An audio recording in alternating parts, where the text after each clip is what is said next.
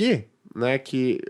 Primeira pergunta, você gostava também desse fundo? E segunda pergunta, né, por que um fundo que até então era, pô, queridinho e tudo mais, por que um fundo desse apresenta uma queda, pô, tão relevante, 50% no mercado de FIIs, que não é comum você ver? Não, o mercado de FIIs é um mercado de volatilidade muito mais controlado. Vamos lá. Primeiro, só para deixar claro, eu não gosto de fundo imobiliário, eu não gosto de ativo financeiro nenhum. O ativo financeiro tem o papel só de botar dinheiro na minha conta. Amor eu tenho pelo meu filho. Ponto. Né? Tenho sentimento nenhum por nenhum ativo financeiro. Em relação ao Iridium, a questão não é que eu não gostava, é que o Iridium, desde que eu cheguei aqui na Speech, que foi em abril de 21, quando você olhava naquele momento, era um dos fundos mais pedidos pelas pessoas. Por que não está na carteira? Vai pôr na carteira, não vai pôr na carteira e por aí vai. Tá caro. Estava caro naquele momento. Notoriamente, ele estava gritando venda. Né? E fundo de papel é até mais fácil de você enxergar esse tipo de coisa por conta da maneira que você contabiliza aqueles CRIs que estão lá dentro a valor justo, quando estão a valor justo, que esse é outro ponto que a gente tem que ficar de olho, que tem uma turma que precifica por curva do papel, que é mais perigoso. Né? Mas mesmo quando está com valor justo, que normalmente é um diferencial em relação a um título público de indexador idêntico, você consegue ver se o pessoal no mercado secundário está pagando efetivamente o que vale aquilo ou não. Em relação ao Iridium, era super comum você ver ele negociando com 30% de ágio, 20% de ágio, chegou a ter 40% de ágio. Até 50% de ágio. Pagando um prêmio em relação ao valor justo. Pagando 140, como é que é? 140 numa nota de 100.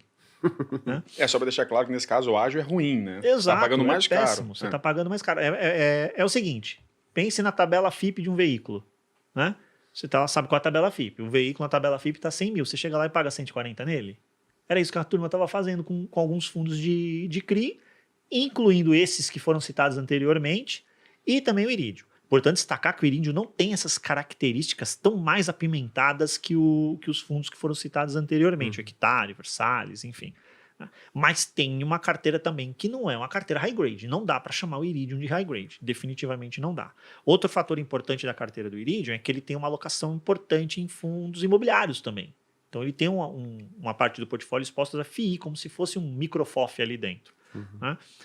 E onde está? O que ele colocou nesse FOF? O que ele colocou nesse microFOF dentro da carteira dele? Hectare, Versalhes, colocou Deva, colocou essa turma. E o próprio gestor, recentemente, numa live, admitiu. Foi muito e demorou a sair. O gestor admitiu, não sou eu que estou falando. Porque vão te xingar aqui. Né? Os torcedores, né? Os torcedores, tem fundo imobiliário que tem torcedor, né? Não é investidor, né? Tem torcedor. E é torcedor organizado, é bravo. É bravo.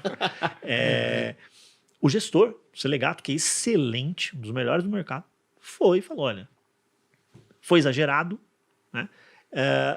Decidimos sair, mas fomos lentos nessa saída. Ele admitiu, fomos lentos. E o mercado pegou eles no contrapé. Né? O que acontece em relação ao Iridium? Ele tem esse perfil mais apimentado. Então ele não chega a ser um high yield rock and roll, mas ele também não é um high grade. Então ele fica ali no meio do caminho, chama de middle risk se quiser e segue a vida. Né?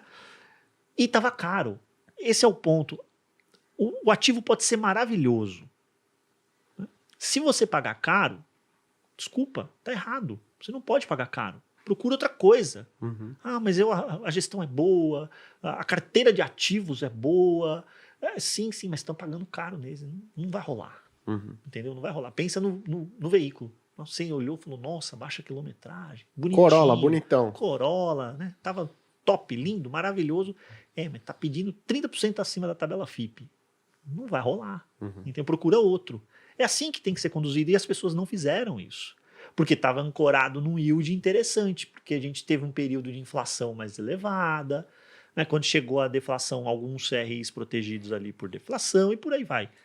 Aí a conta chegou agora, por quê? Porque ele também foi pego por essa turma, ele tinha um pedaço menor expostos a esses riscos, porque ele também ele tem algumas características de high yield, ele tem uma parte da carteira que toma mais risco, então ele foi pego em algumas alocações menores, aí sim o gestor fez uma exposição percentualmente pequena do portfólio a essas que deram problema, mas ele também tinha os FIIs ali que estão no rebote, ele pegou mais um pedaço via esses outros FIIs.